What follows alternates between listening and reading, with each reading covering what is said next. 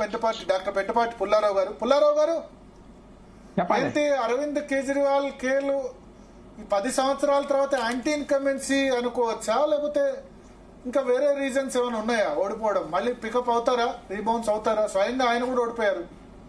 12 సంవత్సరాలు 2013లో అధికారం వచ్చారు, మీరు మర్చిపోతున్నారు.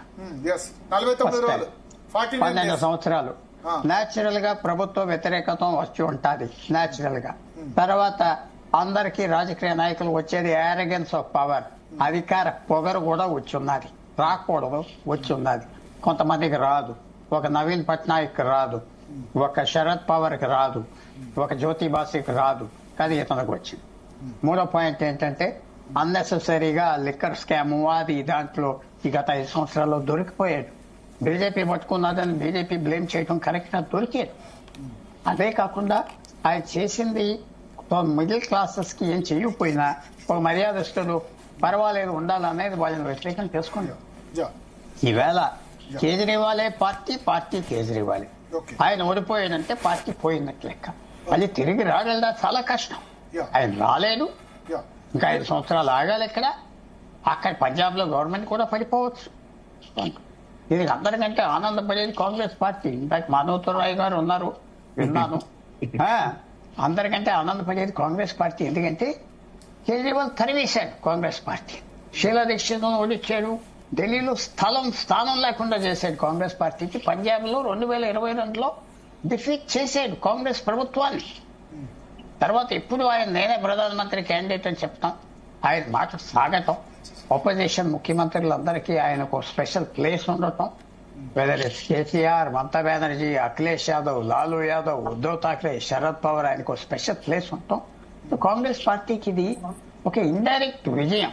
అంటే మాధవతార్ రాయ్ గారు 10 సంవత్సరాల ప్లాన్ 20 సంవత్సరాల ప్లాన్ వేస్తున్నారంటే కాంగ్రెస్ పార్టీ ఇండైరెక్ట్ విజయం అంటే కాంగ్రెస్ మంచి పని చేసిందంటారు రాజకీయ. చాలా కాంగ్రెస్ పార్టీకి బీజేపీ ఒక విజయం ఇచ్చింది చేతికి.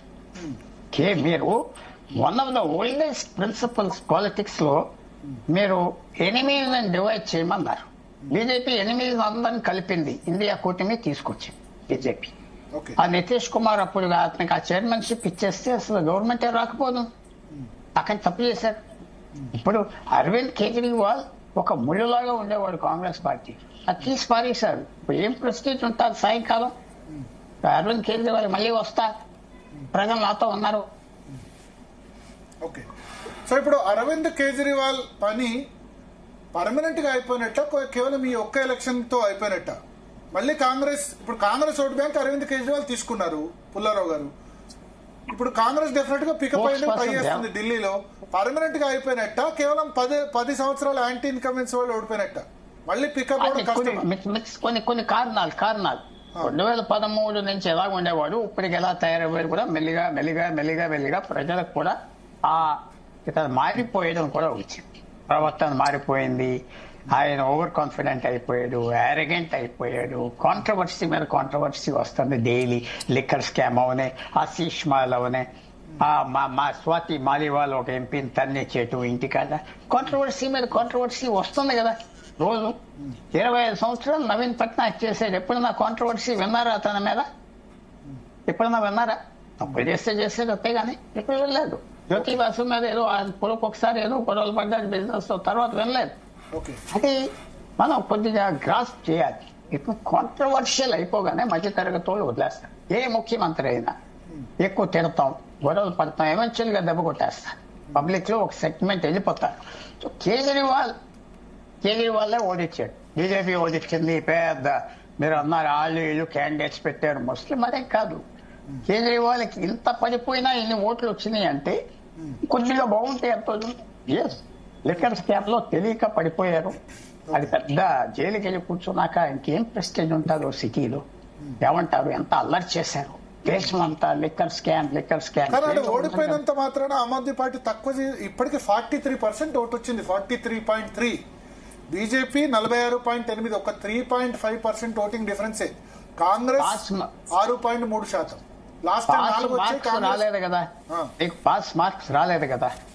బట్ ఏదో 10-15%. ఇప్పుడు 10 సంవత్సరాలు రూలింగ్ తర్వాత ఒక 3% ఓట్ డిఫరెన్స్ ఉంటే ఎట్లా ఉంటది ఇప్పుడు మన జగన్ ఆంధ్రప్రదేశ్ లో చూడండి 11% డిఫరెన్స్. కరెక్ట్ గా చెప్తున్నా, మీరు ఓటింగ్ పర్సెంటేజ్ మీద వెళ్తున్నారు, అనవసరం. అతనికి 70 సీట్లలో 40% ఓట్లు అక్కర్లేదు. 35 సీట్లలో మెజారిటీ కావాలి, మిగతా 35 సీట్లలో 0 ఓట్లు వచ్చినా పర్వాలేదు. మీరు ఢిల్లీ ముఖ్యమంత్రి అవ్వాలంటే మీకు 22% ఓట్లు వస్తే ముఖ్యమంత్రి అవ్వచ్చు. ఆ 33 సీట్లలో 22% ఓట్లు పంచుకుంటే వచ్చేస్తే చాలు. ఈ 46% వచ్చేసినాయి, 30 వచ్చినాయి, అదేం లెక్కలేదు. ఆ పర్సెంటేజెస్ మీద వెళ్ళొద్దు. ఆయన ఓడిపోయే స్థితి తెచ్చుకున్నాడు, ఓడిపోయాడు. మళ్ళీ ఎలాగొస్తాడు పైకి? 5 సంవత్సరాల టైం, ఇంతట్లో కొత్త ఫోర్సెస్ ఏమొస్తాయి? ఆయన పరిస్థితి ఏమైపోతుంది? ఎంతమంది వదిలేసి వెళ్ళిపోతారు? అధికారం ఉన్నంత కాలం మాట్లాడేవారా కేసీఆర్ మీద? మాట్లాడేవారు కాదు. ఇప్పుడు అధికారం ఉన్నంత కాలం మా రేవంత్ రెడ్డి గారి మీద మాట్లాడి బయటకు దిగిపోయాక బయటకు వస్తాయి. ఇలా చేశా, నువ్వు అలా అన్నా, ఇదేను. సో కేజ్రీవాల్ మీద రేపటి నుంచి బయటకు వస్తాయి ఆయన ప్రవర్తనలో అన్ని. ఆయనకి ఇబ్బందులు వస్తాయి. ఒక్క నిమిషం పుల్లారావు గారు, సారీ టు ఇంటరప్ట్ యూ. మనతో పాటు కొండా విశ్వేశ్వరరెడ్డి గారు